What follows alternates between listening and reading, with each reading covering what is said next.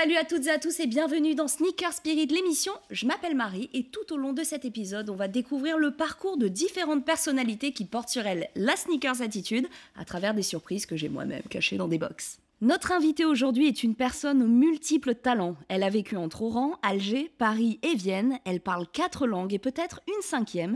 S'est formée en autodidacte au maquillage avant de devenir comédienne. Vous avez pu la voir dans le césarisé Papicha, dans Lupin, la série au succès planétaire ou encore dans Mention particulière. Elle nous réserve encore beaucoup de surprises à l'écran, qu'ils soient petits ou grands. Bonjour Chirine Boutella. Salut Marie. Ça me fait hyper plaisir de te recevoir. On a une star ici, hein. Je sais pas si les équipes techniques le savent. Si. Très grande star, en tout cas on est ravis de t'accueillir et comme je l'ai dit en introduction, il y a des choses qui sont cachées dans cette boîte. Je t'invite sans plus attendre à ouvrir la première. Ah, direct ? Direct. Allez. Comme ça tu découvres ce qu'il y a dedans et on va rebondir là-dessus. Ah, je sais ce que c'est. Toujours une réaction incroyable de nos invités. I know. J'espère que je l'ai pas. Alors qu'est-ce que c'est ? C'est une baguette magique. Ah oui. Oui. Alors on est chez Ollivander là. Alors je vends des c'est baguettes. celle de qui ? Parce que là ça va être la honte si je ne reconnais pas. Une fille, Madame Je sais tout. Non, Hermione Granger, si. si. C'est la baguette. Je l'avais pas. Hermione Granger. Super. De toute façon, tu repars avec tout ce qui se trouvera dans les boîtes aujourd'hui. Alors, rappelle-nous un petit peu ce qu'évoque Harry Potter pour toi. Pourquoi une baguette ? Pourquoi une baguette, je ne sais pas, mais c'est ma passion, Harry Potter, depuis que je suis gamine. J'ai un peu grandi, je crois. Je ne sais pas si on a le même âge avec les personnages, mais j'ai commencé à lire, j'avais peut-être 10, ouais, peut-être moins en fait. Relativement le même âge. Ouais. Et on est passionnés, ma sœur et moi, d'Harry Potter. Et je ne peux pas expliquer ce lien qui nous unit. En même temps que les personnages Je pense que oui. Ouais. Et quand j'étais gamine, j'espérais aussi à 11 ans avoir ma fameuse lettre. Ils ont du retard, mais je ne l'ai jamais reçue. Alors, il n'est jamais trop tard. dans ma tête. Peut-être que dans cette émission, tu vas recevoir ta lettre. Je suis trop contente, merci. Du coup, alors j'ai su que tu avais visité les studios à Oxford. Yes. En fait, j'ai eu la chance de pouvoir aller... en fait, c'était EF qui te propose des voyages linguistiques pour aussi apprendre la langue. Donc, c'est sur différentes périodes. Et donc j'étais allée à Oxford et là-bas il y a les studios Harry Potter et c'était un moment magique, une journée mais fabuleuse. En fait, je sais pas si c'est les vrais décors, mais ça y ressemble énormément. Mais tu as par exemple la grande salle, tu sais, où il y a les grandes tables et avec les faux feux et je l'ai fait 2 fois. C'est génial. Tu dis que tu es tombée dedans, que tu es tombée dans le métier d'actrice. Tu as notamment, parce qu'on va revenir sur ton parcours incroyable, tu as notamment joué dans Lupin. Yes. Qu'est-ce que tu peux nous dire de Lupin sans trop spoiler les gens qui n'ont peut-être pas vu ?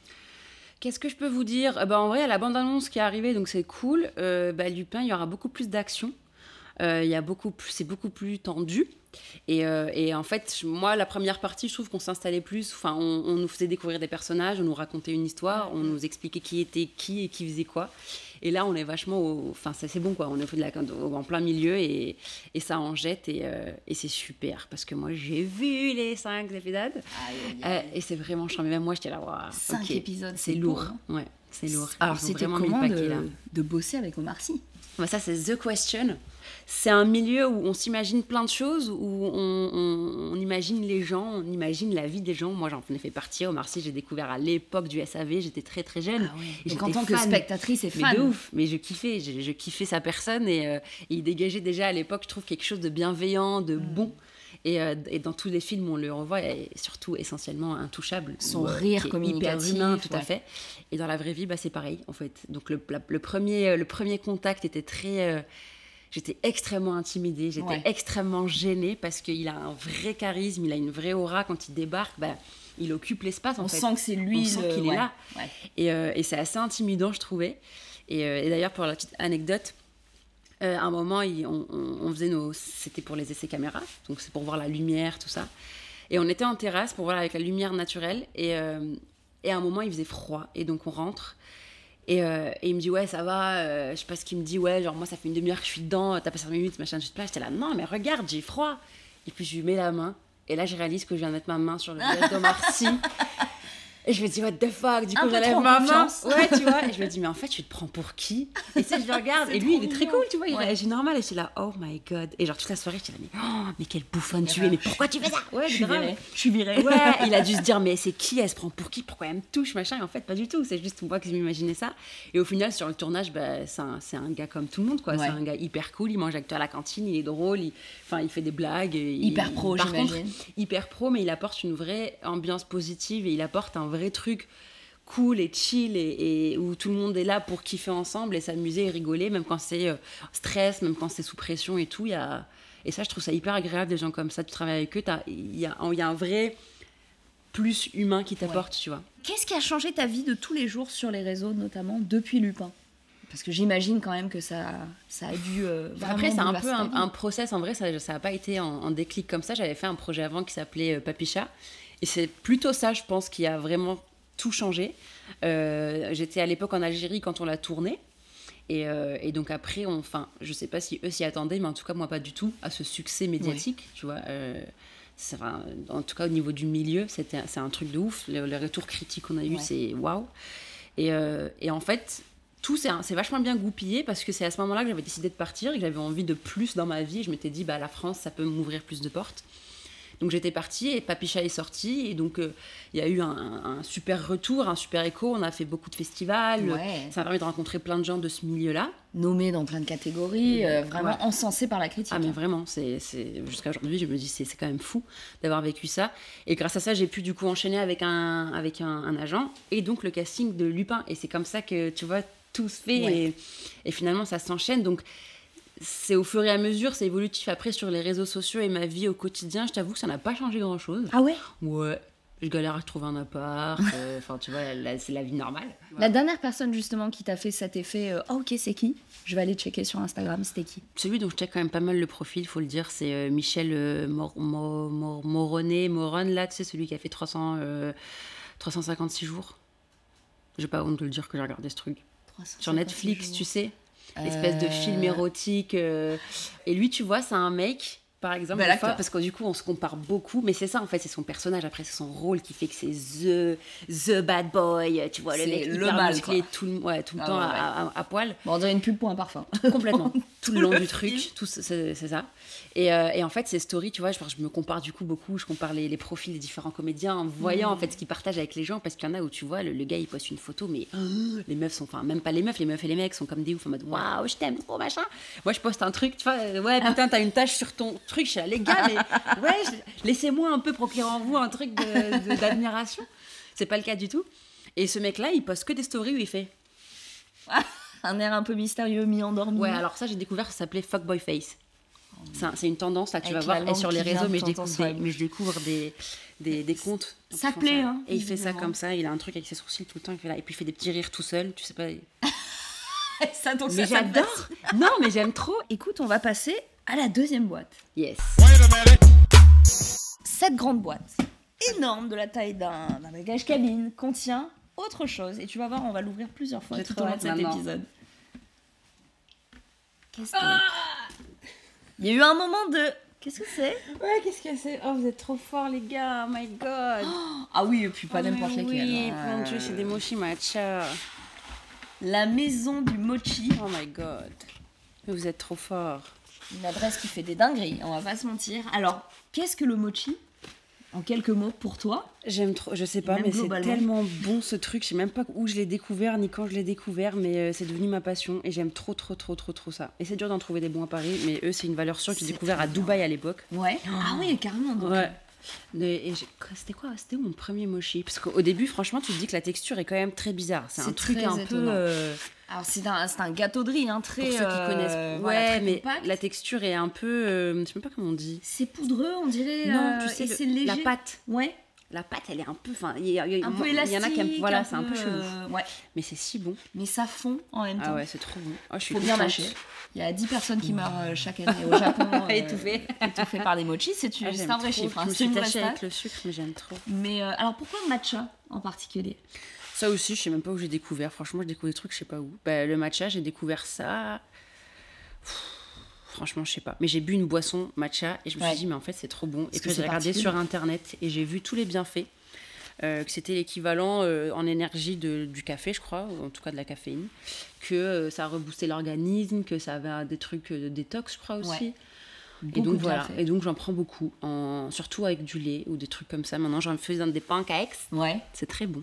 Quels sont les meilleurs souvenirs culinaires que tu as eus dans chaque ville où tu as vécu? Alors, j'ai vécu en Autriche, à Vienne, parce que c'est assez étonnant, mais je suis aussi autrichienne par ma maman.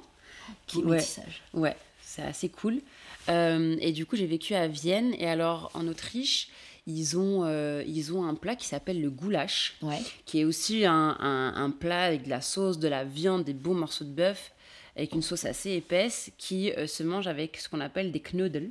En fait, c'est une espèce de... Enfin, tu peux manger avec des pâtes, de la patate et tout, mais ça, en fait, c'est une espèce de... Comment on expliquer? Une boule de pain mélangée avec plein de trucs. Et ça fait un truc assez... une pâte, quoi, en fait. Et quand ça absorbe la sauce et le tout, incroyable. Et ça aussi, il faut manger, par contre, dans des trucs un peu... Tu vois, je salive de ouf. Je crois que ça s'entend. Mais je crois que dans des... Faut pas avoir mangé la veille et faut pas prévoir un couscous ce soir. Ouais, j'avoue que c'est un peu costaud, mais franchement, c'est tellement bon. Et en France, là, mon objectif, c'est d'essayer de découvrir les restaurants de mes chefs préférés de Top Chef. Tu vois, et il y en a pas mal. La dernière fois, j'étais allée pour un tournage à Toulouse. J'avais essayé d'aller manger chez Saran. Et sauf que chez Saran, c'est 2 mois, c'est 2 mois d'attente pour avoir une table, donc j'étais assez déçue. Un petit DM Instagram.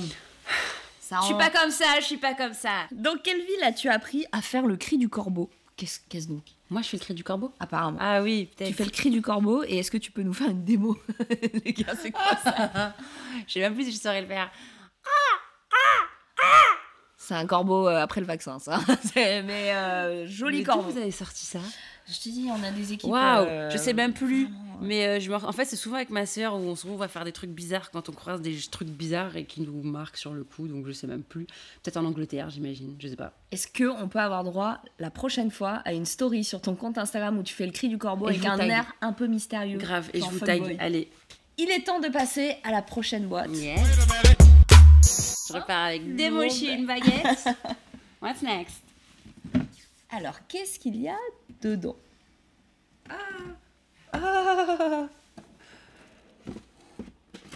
Vous avez choisi que des passions dans ma vie. Je crois que c'est une boîte de chaussures. On les embrasse. Attends. Ouh. Non mais là c'est hyper chelou comme stalkage les gars. Genre je sais pas comment vous faites pour enfin.